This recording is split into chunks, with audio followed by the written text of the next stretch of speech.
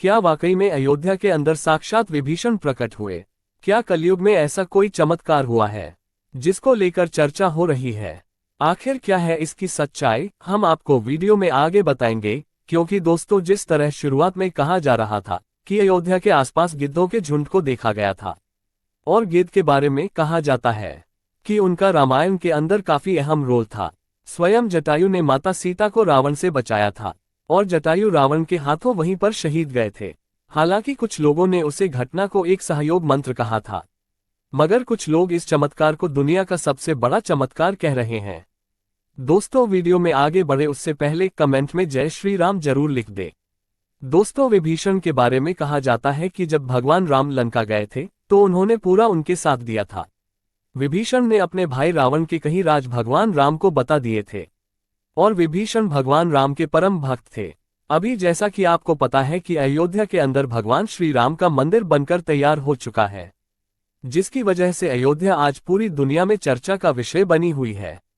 22 जनवरी को भगवान श्री राम के मंदिर की प्राण प्रतिष्ठा रखी गई है, और इसी दिन का राम के भक्त लंबे टाइम से इंतजार कर रहे थे, क्योंकि पिछले 500 सालों के लंबे संघर्ष के बाद मंदिर बनकर तैयार हो रहा है। राम मंदिर का प्राण प्रतिष्ठा 22 जनवरी को 12:20 पर शुरू होगा। मंदिर ट्रस्ट के चंपत राय ने बताया कि 18 जनवरी को भगवान राम की प्रतिमा को आसन पर रखा जाएगा।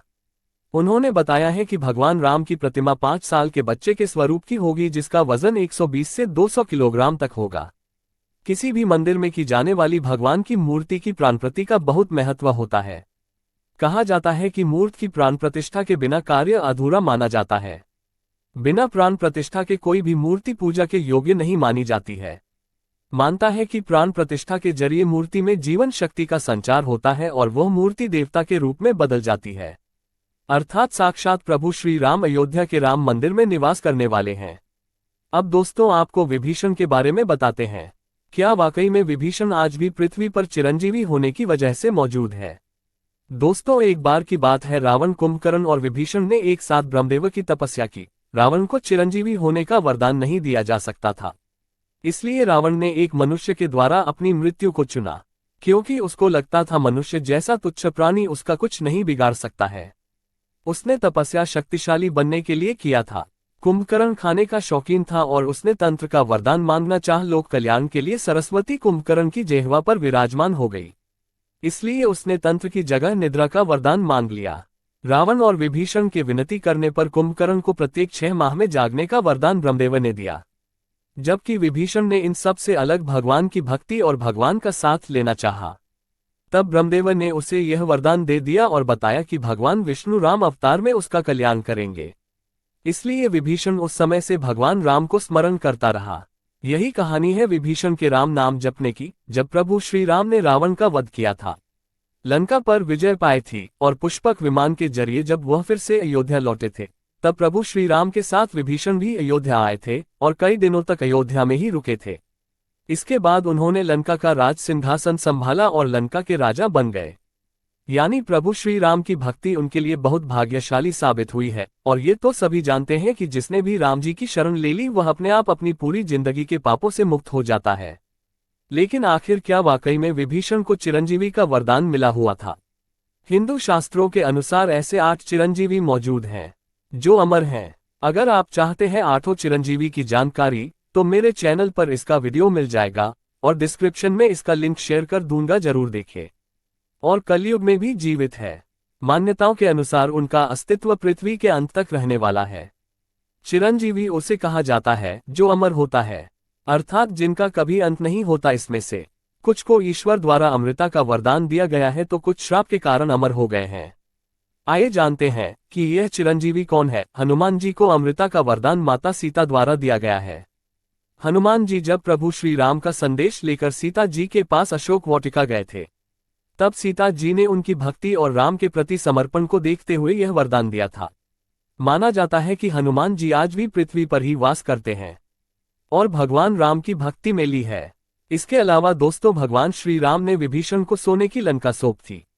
रावण के सबसे छोटे भाई, साथ ही राम के परम भक्त विभीषण को अमृता का वरदान भगवान राम ने दिया था। रावण के वध के बाद श्री राम ने विभीषण को सोने की लंका सौंप दी और अमृतत्व का वरदान दिया। माना जाता है आज भी विभीषण पृथ्वी लोक पर मौजूद हैं और वह सृष्टि के अंत तक इसी पृथ्वी पर रहेंगे। क्योंकि दोस्तों कहा जाता है कि विभीषण जब छोटे थे तब से ही वह धर्म के खिलाफ लड़ाई लड़ते थे, यहाँ तक कि उन्होंने अपने बड़े भाई रावण का भी साथ नहीं दिया था। अपने भाई के विरुद्ध जाकर उन्होंने भगवान श्री राम का साथ दिया था। इसलिए प्रभु श्री राम ने उन्हें सृष्टि के अंत तक अजर अमर रहने का वरदान दिया। जब कलयुग का अंत होगा उसी समय भगवान विष्णु एक बार फिर से अवतार लेंगे और वह कल की अवतार होगा। उस समय जितने भी चिरंजीवी पृथ्वी पर मौजूद होंगे वह सब भगवान कल की साथ देकर पाप को नष्ट करेंगे। मगर दोस्तों अभी कुछ वीडियो में दावा किया जा रहा है कि प्राण प्रतिष्ठा से पहले साक्षात विभीषण अयोध्या के अंदर प्रकट हुए हैं। क्या वाकई में यह बात सच है या फिर यह कहानी है? कुछ लोगों द्वारा बताई जा रही है। इस बात की सच्चाई जानने के लिए हमने YouTube को खंगालना शुरू किया।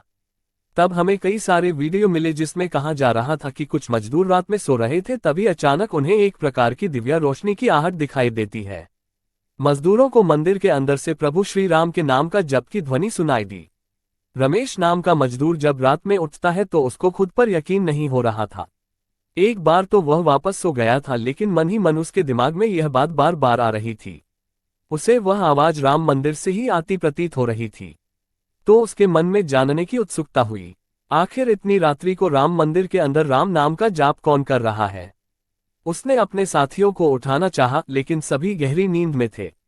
जब उसने राम मंदिर के गर्भगृह में झांक कर देखा तो वहां पर एक बहुत ही दिव्य पुरुष जिनके अंदर से काफी तेज रोशनी प्रकट हो रहा थी। वह अपने हाथों में माला लिए राम नाम का जाप कर रहे थे। देखने में ऐसा लग रहा था जैसे कोई वह बहुत बड़ा महापुरुष हो। उनके बैठने का तरीका और उनका बर्ताव राजाओं की तरह मालूम पड़ रहा था। लेकिन जब इस घटना के बारे में उसने सुबह उठकर दूसरे लोगों को बताया तो किसी ने भी उसकी बात पर यकीन नहीं किया। ये कितनी सच है इसके बारे में तो हम नहीं जानते, लेकिन YouTube पर वीडियो लगातार काफी तेजी से वायरल हो रहा है। आपको क्या लगता है, ये घटना सत्य है या असत्य? हमें कमेंट करके जरूर बता दीजिए। वही अयोध्या में राम मंदिर प्राण प्रतिष्ठा की तारीख जैसे जैसे नजदीक आती जा रही है, वैसे ही तैयारी को लेकर भी तेजी की जा रही है। राम मंदिर के गर्भगृह का स्वर्ण द्वारा बनकर तैयार हो गया है। इसकी तस्वीर भी सामने आ गई है। गर्भगृह का गोल्डन गेट बनकर तैयार हो गया है और यहीं पर 22 जनवरी को प्राण प्रतिष्ठा समारोह के बाद रामलाल की मूर्ति स्थापित की जाएगी।